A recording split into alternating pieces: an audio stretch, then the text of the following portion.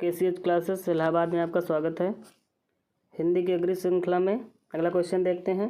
पहला क्वेश्चन है, निम्नलिखित में से कविवर शब्द में समास है। जो कविवर शब्द है इसमें कौन सा समास है? तत्पुरुष समास है, अव्ययी भाव समास है, बहुव्रीहि समास है, कर्मधारय समास है। तो कौन सा समास होगा कविवर में? 4 नंबर ऑप्शन, कर्मधारय समास। आपको कर्मधारय समास की पहचान भी बताए थे। जब दूसरा पद प्रधान होता है और उपमान और उपमेय के अर्थ का बोध होता है तो वहाँ पर क्या होता है? कर्मधारय समास होता है। अगला क्वेश्चन देखते हैं। अगला क्वेश्चन, निम्नलिखित में से किस विकल्प में शब्द व उसके संबंधित समास अशुद्ध है? अशुद्ध पूछा है। कह रहा है क्या 36 में द्विगु समास होता है, चंद्रचूड़ में बहुव्रीहि समास होता है, रंगमंच में संप्रदान तत्पुरुष समास होता है, कार्यमुक्त में कर्ण तत्पुरुष समास होता है। आप सभी जानते हैं कि चंद्रचूड़ में बहुव्रीहि समास है। नहीं जानते तो जान लीजिए, रंगमंच में संप्रदान तत्पुरुष समास है और कार्ययुक्त में कर्ण तत्पुरुष समास है। लेकिन 36 में द्विगु समास नहीं है। 36 में जो समास है द्वंद्व समास है। कौन सा समास है? द्वंद्व समास है। 36 में द्वंद्व समास। आप देखिए यहाँ पे धोखा खा सकते थे। आप जानते हैं कि संख्या पूर्वो दिगु, आप देखिए यहाँ तो संख्या लिखी है, सफराक से इसी को मारेंगे आप सही। ये तो सही हो ही सकता है। लेकिन हाँ 36 अगर है तो इसमें क्या होगा? द्वंद्व क्यों है? 4 थे द्वंद्व। आप समझते हैं द्वंद्व समास के लिए जो सूत्र होता है 4 थे द्वंद्व है। मैं 36 को क्या कहेंगे? 6 और 30, 6 और 30, बीच में और शब्द आ गया ना। तो आप जानते हैं जब और शब्द आ जाए बीच में, माता पितरों, तो यहाँ पर क्या होगा? द्वंद्व समास होगा। अगला क्वेश्चन देखिए 3 नंबर, अनार शब्द का पर्यायवाची नहीं है। फिर देखिए पूछा, नहीं, सुखप्रिय नहीं है, सुकोदन नहीं है, मधुदूत नहीं है, दांडिम नहीं है। तो कौन सा ऑप्शन सही होगा इसमें? मधुदूत। मधुदूत जो शब्द है ये जानते हैं आप किसका समास है? आम का पर्यायवाची शब्द, सॉरी समास नहीं, पर्यायवाची है। ये आम का पर्यायवाची है। अगर आम के और पर्यायवाची शब्द की बात कर दें, अति सौरभ होता है, अति सौरभ, रसाल होता है, सहकार होता है आदि। रही बात सुकोदन, दांडिम, ये काहे के पर्यायवाची हैं? अनार के। तो देख ही रहे हैं आप, काहे के पर्यायवाची? अनार के। अगला क्वेश्चन देखते हैं 3 नंबर क्वेश्चन है, खत्म हो गया। चौथा है, अकर्मण्ड शब्द का उचित विलोम होगा। जो अकर्मण्ड शब्द है इसका उचित विलोम क्या है? निष्काम है, सक्षम है, सकर्मक है, कर्मठ है। तो कौन सा ऑप्शन सही होगा? Option number 4। जो अकर्मण्ड का विलोम है वो कर्मठ होता है। निष्काम का जो विलोम होता है अकाम होता है, अकाम। सक्षम का जो विलोम होता है अक्षम होता है, अक्षम होता है। अकर्मक का जो विलोम होता है वो सकर्मक होता है, अकर्मक। अगला क्वेश्चन देखते हैं, निम्नलिखित में से किस विकल्प में सभी शब्द परस्पर पर्यायवाची हैं? ऐसा कौन सा शब्द है जो सभी पर्यायवाची हैं? प्रभूत, अमित, विपुल, क्षणप्रभा, भीति, त्रास, बंधु, कासरी, महिषी, खटपद, मधु, हाला। आपका 5वें में जो आंसर होगा 1 नंबर, प्रभूत, अमित, विपुल जो शब्द हैं वो सभी बहुत के पर्यायवाची हैं। किसके? बहुत के पर्यायवाची हैं। अगर बात की जाए क्षण प्रभा का, तो क्षण प्रभा काहे पर्यायवाची है? बिजली का। क्षण प्रभा बिजली का पर्यायवाची है। और भीति, त्रास, ये जो 2 शब्द हैं ये हैं भय के पर्यायवाची शब्द। किसके? भय के। खटपद शब्द जो है, खटपद जो शब्द है ये है भौरा का पर्यायवाची। किसका? खटपद जो है भौरा का पर्यायवाची। भौरा। आगे देख रहे हैं क्या लिखा है, मधु और हाला जो शब्द हैं ये मदिरा के पर्यायवाची शब्द हैं।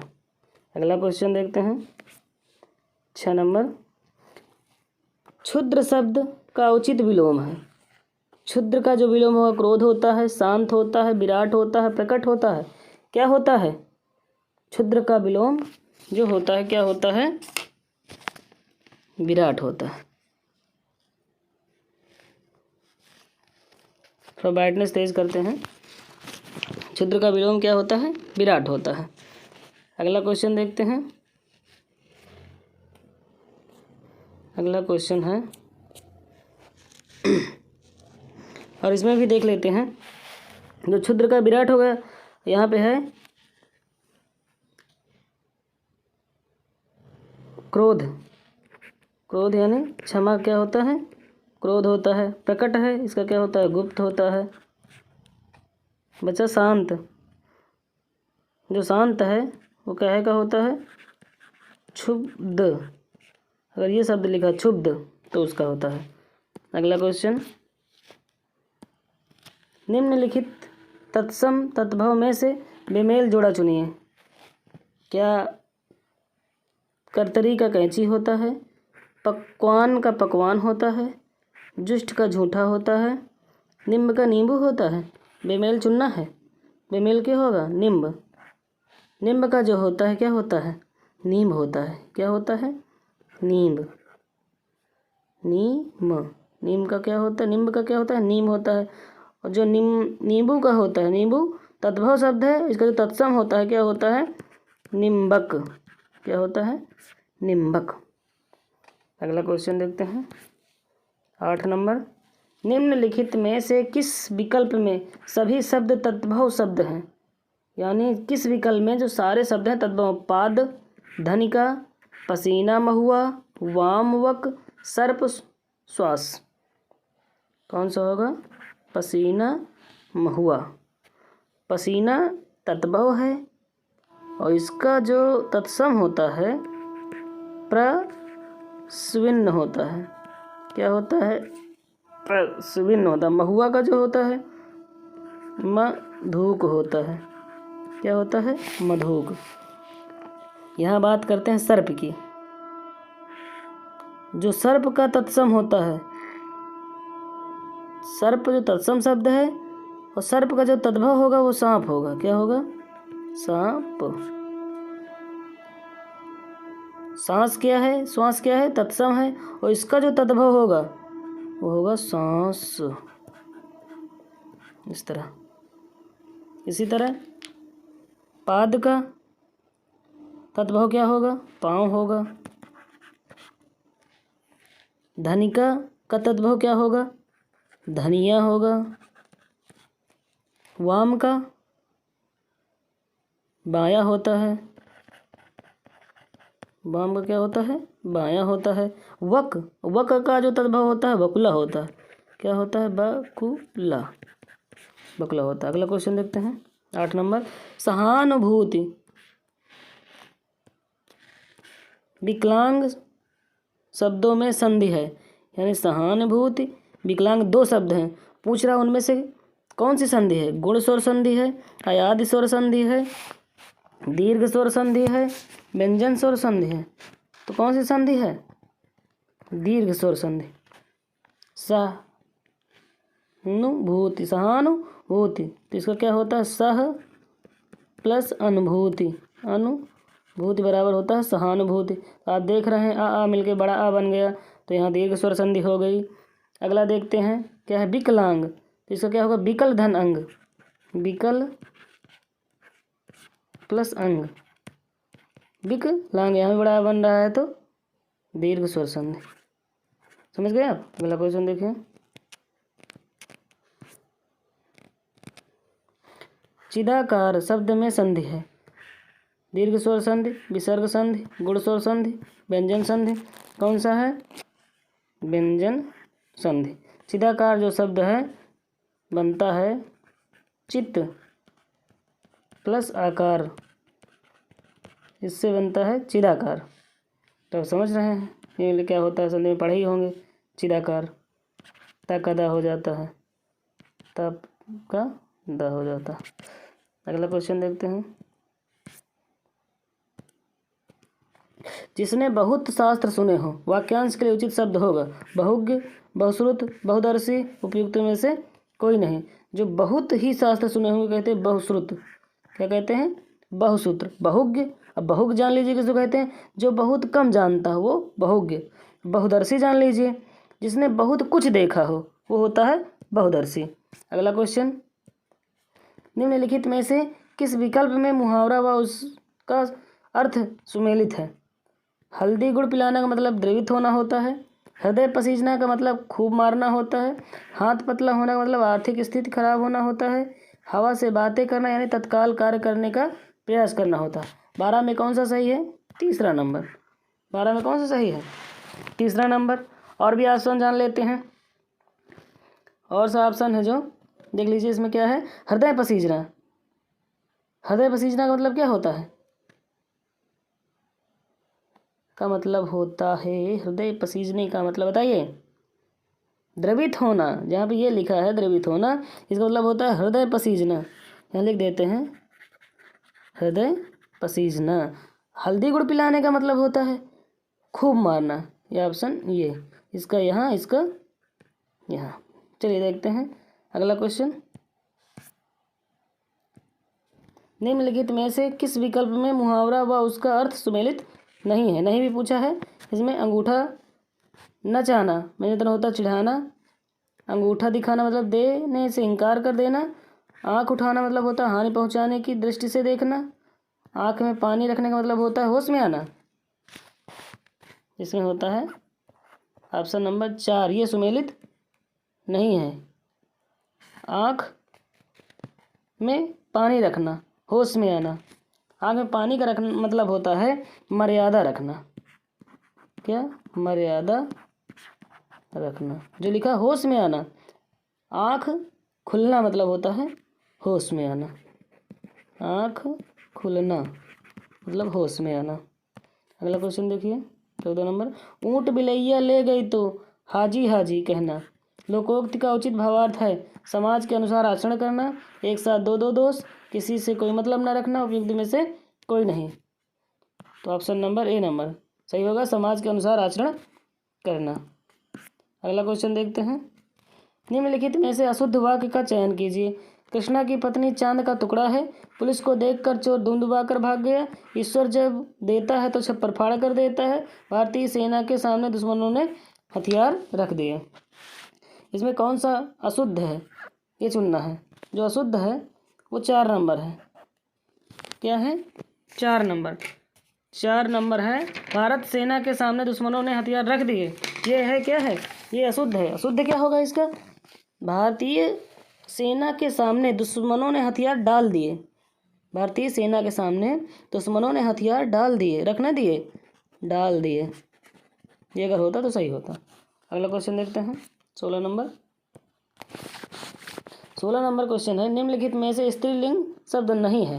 इसमें कौन सा शब्द है जो स्त्रीलिंग नहीं है मतलब यानी पुल्लिंग जो है वो है। स्त्रीलिंग में कौन सा नहीं है? मतलब सारे स्त्रीलिंग है। इसमें पुल्लिंग कौन सा है? फीमेल नहीं का मतलब ये है मूंगा, शिकंजी, चाय, मणि। तो कौन सा ऑप्शन? मूंगा। मूंगा शब्द जो है वो क्या है? मूंगा यानी जिसको कहते हैं आप रत्न। क्या कहते हैं? रत्न। ये होता है पुल्लिंग। क्या होता है? पुल्लिंग शब्द। शिकंजी, चाय, मणि जानते हैं आप स्त्रीलिंग शब्द, पहले से बता चुके हैं आपसे। पूछ क्या रहा है। अगला क्वेश्चन देखिए 17 नंबर। सेनापति ने के अत्याचार से प्रजा बहुत दुखी है। वाक्य में जो रेखांकित शब्द है प्रजा, ये किस वचन में है? एक वचन में है। ठीक। अगला क्वेश्चन देखिए 18 नंबर। शिक्षक ने छात्र से प्रश्न किया। वाक्य में प्रयुक्त कारक है कर्ता कारक, करण कारक, कर्म कारक, संबंध कारक। कौन सा है? कर्म कारक। चलिए अगला क्वेश्चन देखिए। हो सकता है कनिका मंदिर गई हो। वाक्य किस काल का उदाहरण है? संभाव्य वर्तमान काल का। कौन सा? संभाव्य वर्तमान काल का। सामान्य वर्तमान काल का नहीं है, अपूर्ण वर्तमान काल का नहीं है, संदिग्ध वर्तमान काल का नहीं, ये है संभाव्य वर्तमान काल का। बता दें संभाव्य वर्त काल की जो पहचान होती है हो, जो लास्ट में हो आ जाए तो आप समझ जाइए कि संभाव्य वर्तमान काल का है। जैसे एक और उदाहरण देख लीजिए, शायद प्रकाश आता हो, तो ये समझ लीजिए संभाव्य वर्तमान काल का। बात अगर करें संभाव्य वर्तमान काल क्या है? क्रिया के जिस रूप द्वारा वर्तमान काल की अपूर्ण क्रिया की संभावना की जाए वहाँ संभाव्य वर्तमान काल होता है। ये जान लीजिए आप। 20 नंबर देखिए, निम्नलिखित में से अशुद्ध शब्द का चयन कीजिए। प्रौद्योगिकी, प्रागैतिहासिक, प्रासंगिक, प्रतिच्छवि। कौन सा शब्द है जो अशुद्ध है? तो प्रासंगिक अशुद्ध है। अब देखते हैं प्रासंगिक कैसे लिखा जाता है। लिखा जाता है प्रासंगिक, इस तरह लिखा जाता है प्रासंगिक। अगला क्वेश्चन देखते हैं। दुर्व्यवहार शब्द में प्रयुक्त उपसर्ग है। देखिए बहुत सही, अच्छा क्वेश्चन है। दुरुपसर्ग है, बी उपसर्ग है, अब उपसर्ग है या सभी हैं? तो ये जान लिए एक शब्द में 2 या 2 से अधिक उपसर्ग भी लग सकते हैं। इस हिसाब से इसका उत्तर ये होता है कि जो दुर्व्यवहार शब्द है वो दुर उपसर्ग, वी उपसर्ग और अब उपसर्ग मिलकर ही शब्द बनता है दुर्व्यवहार। ठीक, इसमें तीनों ही उपसर्ग, यानी चौथा नंबर ऑप्शन सही है। अगला क्वेश्चन देखते हैं 22 नंबर। निम्नलिखित में से परिणाम जो शब्द है उसको क्या, कौन सी संधि है? परिणाम शब्द में परिणाम का जो संधि विच्छेद होता है परि प्लस नाम, परि प्लस नाम बराबर परिणाम। अब ये समझ लीजिए कौन सी संधि होगी? व्यंजन संधि। 23 नंबर क्वेश्चन। अमीरों में प्रदर्शन करने की प्रवृत्ति के कारण दहेज प्रथा अधिक भयंकर हो गई। रेखांकित पद क्या है? संज्ञा है, विशेषण है, प्राविशेषण है, क्रिया विशेषण है। तो कौन सा है? विशेषण है। जो दहेज शब्द है वो विशेषण शब्द है। 24 नंबर। निम्नलिखित में से दहेज का पर्यायवाची नहीं है। दहेज का पर्यायवाची क्या नहीं होता? दायजा, यौतुक, सौगात, घोत। क्या नहीं होता? घोत। घोत जो है काहे पर्यायवाची है? धूप का। घोत धूप का पर्यायवाची है। दहेज का जो अर्थ होता है जो संपत्ति विवाह के समय वधू के परिवार की तरफ से वर को दी जाती है वही से क्या कहते हैं? दहेज कहते हैं। आपको भी चाह होगी दहेज की, वही दहेज की बात हो रही है।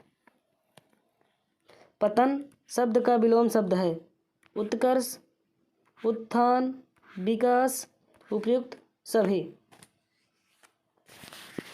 जो पतन का विलोम होता है वो होता है उत्थान, ऑप्शन नंबर 2। उत्कर्ष का जो विलोम होता है वो होता है अपकर्ष। अगर आपको ये क्लास अच्छी लगी हो तो आप सब्सक्राइब करें, लाइक करें, शेयर करें।